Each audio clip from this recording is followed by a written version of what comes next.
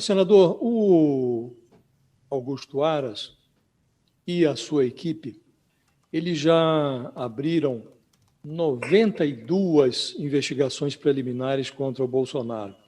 Investigação preliminar é um pouco de conversa mole para quem não quer abrir inquérito, né, que implica em pedido ao Supremo Tribunal Federal, portanto, um acompanhamento da Suprema Corte em relação à investigação que está sendo realizada. Receia que também, neste caso, o procurador possa novamente recorrer a esse expediente da investigação preliminar? É uma possibilidade, a gente não pode fechar os olhos para aquilo que ele já fez. Só que a dinâmica dos fatos mudou. Já tem ali produção de prova relevante, você tem quebra de sigilo, você tem uma série de dados juntados, depoimentos. É diferente de você receber uma denúncia, uma folha de papel, uma denúncia anônima, e analisar se tem a mínima viabilidade para a investigação. Aqui não. Uma etapa da investigação já aconteceu, ela foi relevante, ela traz muitas provas.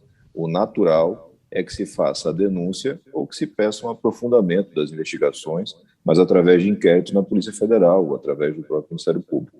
Não aquela situação informal que já foi objeto de cobrança por diversos ministros do Supremo. Augusto Aras realmente tem utilizado essa estratégia para tirar a pressão do momento e depois fazer o jogo político que, infelizmente, está consagrando seu nome.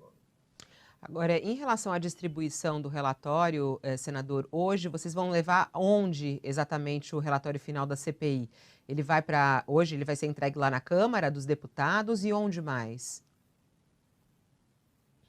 A notícia que eu tenho é de uma entrega no Ministério Público Federal de primeira instância, aqui no DF, e uma conversa com o ministro Luiz Fux, presidente do Supremo Tribunal Federal. São atos quase que cerimoniais, né? sem um grande efeito prático, mas você faz essa entrega solene, você faz com que tenha uma atenção transferida da CPI para esses atores. A gente tem que ter a leitura sóbria de que a CPI encerrou seus trabalhos e que agora a gente tem que cuidar do trabalho comum de fiscalização que cabe a qualquer parlamentar, mas também da legislação, porque nós temos problemas acumulados cada vez mais graves no Brasil. Ontem, o Senador, presidente... Pode falar, Josias.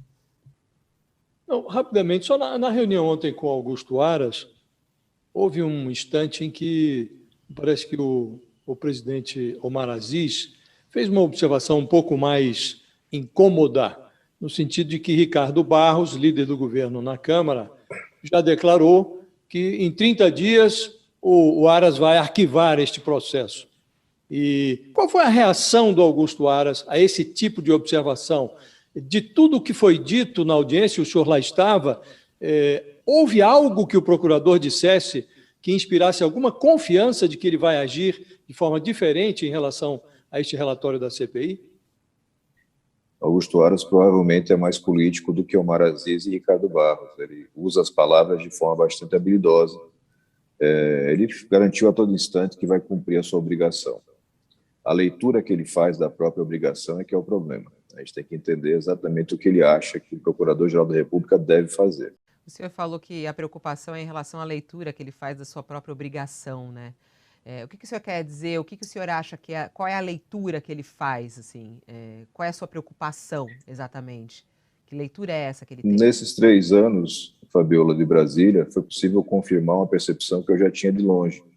Alguns atores nessa cidade confundem seus papéis. Ministros dos tribunais superiores, procuradores da República, se portam como se políticos no legislativo e executivo fossem.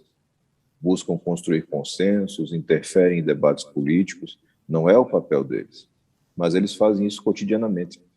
E essa confusão, essa proximidade equivocada, acaba levando a entendimentos que muitas vezes fogem do razoável jurídico. Não é razoável juridicamente ninguém ter sequer dúvida que após 6 meses de CPI, com a coleta de dados que nós fizemos, vai ter ou não vai ter denúncia. Não era para ter dúvida.